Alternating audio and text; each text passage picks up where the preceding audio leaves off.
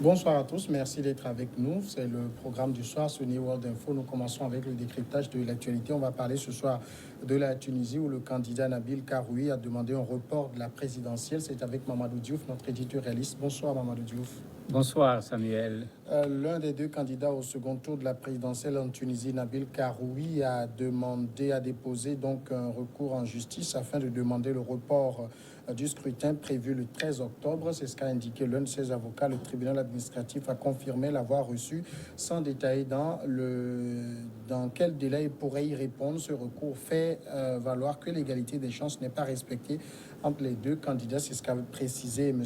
Karoui, l'avocat de M. Karoui, maître Nazi Soueyi, qui demande le report de l'élection jusqu'à ce que son client soit libéré. Eh bien, aux dernières nouvelles, Nabil Karoui est sorti de sa prison à l'heure où nous sommes en train de parler. Il a été libéré il y a quelques instants.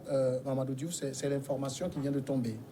Oui, c'est l'information qui vient juste de tomber et qui résout une très grosse équation puisque, à la limite, la justice, les politiques, la société civile, les gens ne savaient plus on va vers quoi.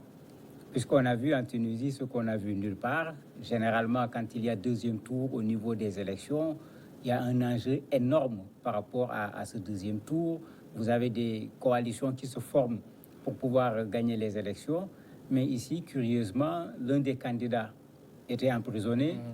L'autre, ne sachant plus quoi faire, mais en bon politique quand même, a décidé de ne pas faire campagne. On n'avait pas l'impression qu'il y avait effectivement une campagne pour un second tour en Tunisie, comme l'a écrit un journaliste. Il a écrit en disant second tour silencieux, puisqu'on ne sentait pas du tout qu'on allait vers des élections. Alors finalement, c'est ce recours déposé par les avocats de Karoui qui ont payé pour qu'il soit libéré. Oui, c'est ce recours qui a payé, mais parce que dans le recours, ils avaient mis plusieurs choses. Et c'était très curieux parce qu'ils demandaient qu'on reporte les élections jusqu'à ce que leur candidat soit en mesure de faire campagne. Ben, ça ne signifiait pas qu'on va reporter les élections d'une semaine ou d'un mois.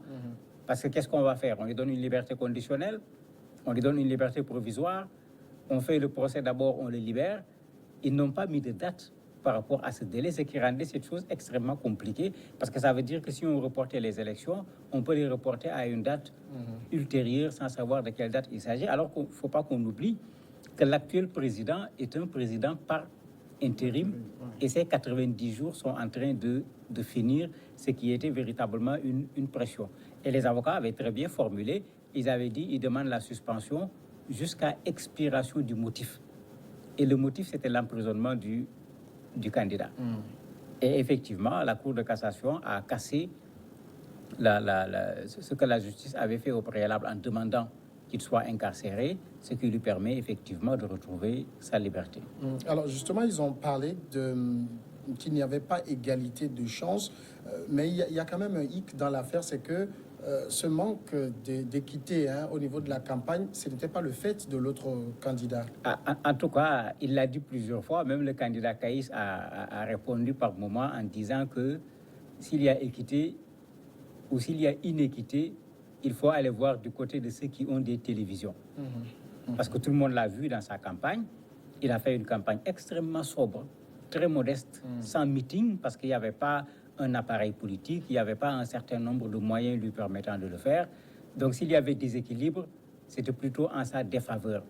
Donc lui aussi, il aurait pu défendre que bon, il n'a pas de télévision, que le candidat qui a une télévision également se passe de la télévision. C'est pourquoi c'était extrêmement compliqué. Mais il a été bon politicien pour ne pas gagner des élections. Parce que dans le recours, les avocats avaient dit que si les élections sont organisées, si leur candidat ne gagne pas, ils vont introduire un recours en annulation. Bon, les avocats avaient vraiment joué leur rôle, ça il faut le dire. Ils ont trouvé une situation qui était compliquée. Ils l'ont rendue encore beaucoup plus compliquée. Très certainement, c'est ça qui a fait sortir la Cour de cassation de sa réserve et de se dire, bon, il faut peut-être faire le moindre mal. Le libérer, espérant qu'il perde les élections et pouvoir le récupérer après les élections, parce que sinon on se retrouve avec un président tunisien élu avec des doutes, des discussions. Est-ce que c'était une élection? Est-ce que ce n'était pas une élection? on en a pour tout un mandat avec des discussions qui seront interminables. Mais là, on a quand même un candidat qui est libéré ce 9. L'élection se tient le 13. Il n'y a pas de... Je ne vois pas combien de jours de campagne il peut faire. Ben, tous les deux feront 4 jours de campagne électorale, ou bien la télévision, puisque la télévision nationale disait qu'elle était prête même à organiser un débat à la prison si les deux candidats l'acceptaient. La télévision n'a qu'à se débrouiller, organiser un débat qui va être certainement le seul temps fort au niveau de cette campagne. Je ne crois pas qu'ils auront le temps d'en organiser deux.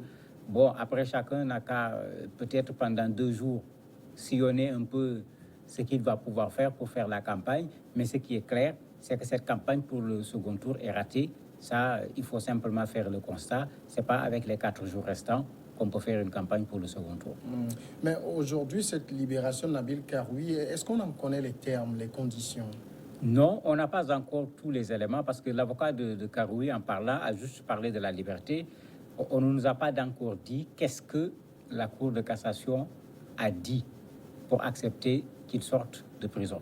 C'est pourquoi je disais, on ne sait pas dans quoi on est. Est-ce que c'est une liberté provisoire? Donc, est-ce que c'est une liberté conditionnelle? Est-ce que c'est une liberté juste pour qu'il puisse aller faire la campagne électorale et puis retourner dans la prison? On n'a pas encore obtenu ces précisions parce que ces avocats ne sont pas allés dans ce sens. Ils se sont précipités seulement pour dire qu'ils ont pu obtenir la liberté. C'est ce qu'ils disent en début d'après-midi et qu'incessamment il va sortir, ce qui doit être le cas au moment où nous sommes en train de parler. Alors, Nabil Karoui lui-même, comme on le dit, il est sorti de prison. Alors, est-ce que sa venue maintenant sur le terrain, parce que dès le premier tour, il n'était pas là, on l'a vu, c'est quand même qualifié, le fait qu'il rentrera lui-même dans la danse de la campagne, ça peut jouer pour faire remonter un peu sa popularité? En principe, oui, mais il ne faut pas oublier que pendant son séjour en prison, il s'est passé également beaucoup de choses. Y compris entre les 2 tours, lui-même dans une interview qu'il a faite avec un journal français, alors qu'il était encore en prison, en parlant, en disant que, bon, les médias, surtout électroniques, tous ont joué contre lui. Puisqu'il disait qu'on le présente aujourd'hui comme quelqu'un qui fait partie de la mafia, un blanchisseur d'argent. Ce sont ses propres propos face à un homme propre. Bien sûr, il s'agit de Kaïs. Et effectivement, il n'y a pas photo aujourd'hui au niveau des médias, au niveau des discussions en Tunisie entre les deux personnes. On a un monsieur qu'on considère comme un monsieur main propre, un autre monsieur qui certes n'a pas encore été condamné par la justice, mais qui est sous le coup de plusieurs soupçons qui font qu'aujourd'hui, par rapport à une Tunisie qui veut le changement, Kaïs va y aller avec beaucoup plus de force que Karoui. Il va utiliser son verbe. Mais je ne crois pas que ça va servir à grand-chose parce que Kaïs a déjà le soutien de Ennahda. C'est eux qui sont arrivés 3e et on connaît ce mouvement pour sa discipline. Les membres accepteront de suivre ce qui a été dit. Et à la limite, si rien que les membres de Ennahda suivent, Kaïs a déjà toutes les chances pour pouvoir remporter le second tour par rapport à Karoui parce que ce n'est pas les gens de Nida Tounes et autres ou bien même Tahia Tounes qui vont le soutenir parce qu'il a tiré à boulet rouge sur toutes ces personnes en oubliant que parfois il faut savoir où s'arrêter parce qu'on peut avoir besoin de son adversaire demain. Mais Nabil Karoui, son parti est également en bonne posture au niveau du Parlement. Oui, mais il faut regarder leur position par rapport à Ennahda. Et le Parlement, c'est différent parce que Nabil Karoui n'a pas véritablement un parti. Le parti est tout récent. On a pris ce qui est à la mode en Tunisie aujourd'hui, des indépendants, parce que les indépendants ont plus de cotes aujourd'hui que les partis en tant que tels. On le voit avec Nida Tounes qui a dirigé le pays et qui a pratiquement disparu avec ces élections, puisque les gens sont allés se présenter plutôt comme des candidats indépendants. Ça fait que le résultat officiel n'est pas toujours sorti, mais pour le moment, on pense que c'est Ennahda qui est devant et il y a Karoui avec son parti qui suit. Donc, même au niveau du Parlement, ça sera émietté, c'est vrai, mais si Ennahda soutient le président, le candidat plutôt Kaïs, ça sera un poids par rapport à ce que Karoui a tout seul. Amadou Diouf, merci d'avoir répondu à nos questions. C'est moi qui vous remercie. Nous marquons la pause et juste après, c'est l'invité.